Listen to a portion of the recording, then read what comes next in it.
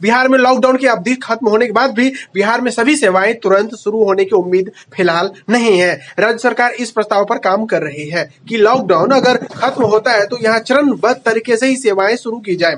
प्रधानमंत्री के साथ 27 अप्रैल को यानी आज राज्यों के मुख्यमंत्रियों के साथ होने वाली बैठक में इस पर विचार विमर्श हो सकता है।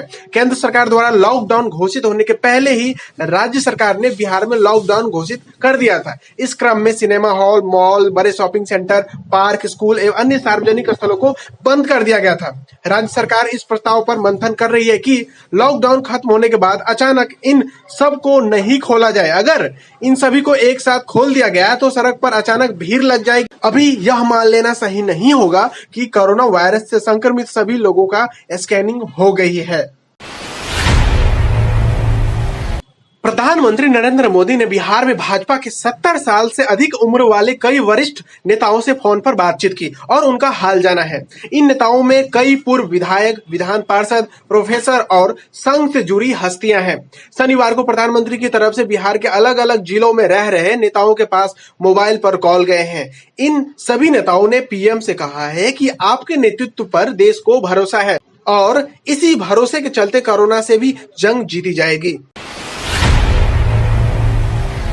कोरोना वायरस ने न सिर्फ लोगों की जिंदगियों को मुश्किल में डाला है बल्कि सरकार और उद्योग जगत को आर्थिक रूप से कमजोर भी कर दिया है। खासकर लॉकडाउन की वजह से बिहार में सरकारी विभाग भी आर्थिक संकट से गुजर रहे हैं। इन सभी विभागों में बिजली विभाग मुख्य है। जानकारी के मुताबिक लॉकडाउन के चलते पिछले कई दिनों से बिजली विभाग के कैश काउंटर बंद पड़े हैं। ऐसे में लोगों ने बिजली बिल भी जमा करना बंद कर दिया है। अब स्थिति ऐसी हो गई कि कम आय के चलते कंपनी में कार्य यानी कि जो लोग कार्य कर रहे हैं और रिटायर 20,000 से अधिक कर्मचारियों के वेतन और पेंशन पर संकट गहरा छाया हुआ है। जानकारी के मुताबिक बिहार में लॉकडाउन के बाद रोज 4,000 मेगावाट से अधिक बिजली की खपत हो रही है। लोगों को बिजली देने का खर्च 7 रुपये प्रति यूनिट से अधिक है, लेकिन कमाई 4 रुपये ही प्रति यूनिट हो रही है। हालांकि इस नुकसान का भरपाई राज्य सरकार अनुदान देकर करती है। इस साल राज्य सरकार को सस्ती बिजली देने के लिए 5,494 करोड़ रुपए का अनुदान दे रही है, लेकिन कर्मचारियों को वेतन और पेंशन देने का काम तो कंपनी ही करती है ना। कोरोना वायरस से संक्रमण को लेकर लागू लॉकडाउन के दौरान ड्यूटी पर तैनात होमगार्ड जवान से उठक बैठक कराने वाले और बदसलूकी करने वाले बिहार सरकार के एक अधिकारी को सरकार ने दंडित करने के बजाय प्रमोशन दे दिया है। पूरा मामला अररिया के जिला कृषि पदाधिकारी मनोज कुमार से जुड़ा हुआ है, जो होमगार्ड के जवान के साथ किए गए दुर्व्यवहार को लेकर सुर्खियों में आए थे। मामला सोशल मीडिया के माध्यम से वायरल होने के बाद सरकार ने आनन फानन में जांच के आदेश दिए थे, लेकिन जांच के नाम पर कुछ खास हुआ नहीं। बिहार सरकार ने इस अधिकारी को हस्तांतरण के साथ ही पदोन्नति का उपहार दिया है।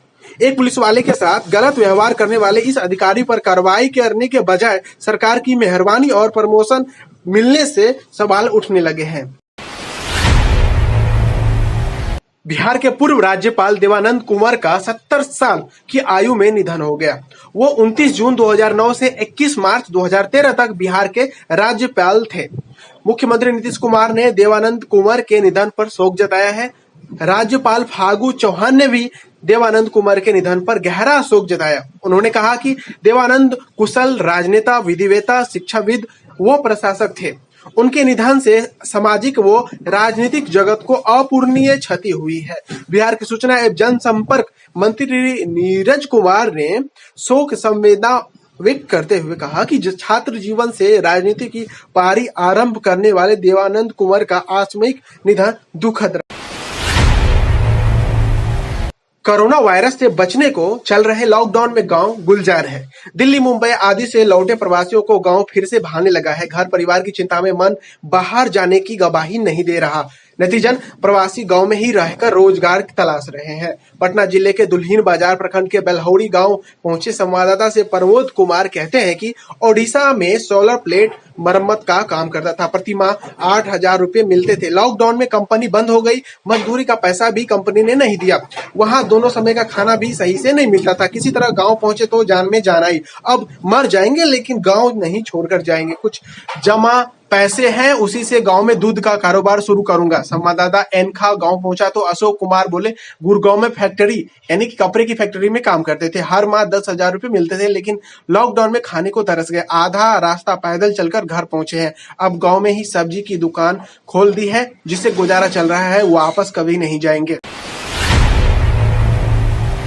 कोटा में फंसे बिहार के छात्रों को लेकर भाजपा प्रदेश अध्यक्ष संजय जायसवाल ने कहा है कि पार्टी इस मामले पर संवेदनशील है। भाजपा चाहती है कि कोटा समेत दूसरे राज्यों में फंसे बिहार के बच्चों को वापस लाया जाए। मीडिया रिपोर्ट के अनुसार प्रदेश अध्यक्ष ने कहा कि अगर स्वास्थ्य को लेकर राज्य में कोई समस्या नहीं हो तो बच्चों को लाया जा सकता है। उन्होंने उम्मीद जताई कि 3 मई से पहले कोटा में रहने वाले बच्चों को लेकर कोई न कोई रास्ता जरूर निकल आएगा। गौरतलब है कि बिहार के मुख्यमंत्री श्री नीतीश कुमार दूसरे राज्यों द्वारा बच्चों को कोटा से निकालने का लगातार विरोध कर रहे हैं।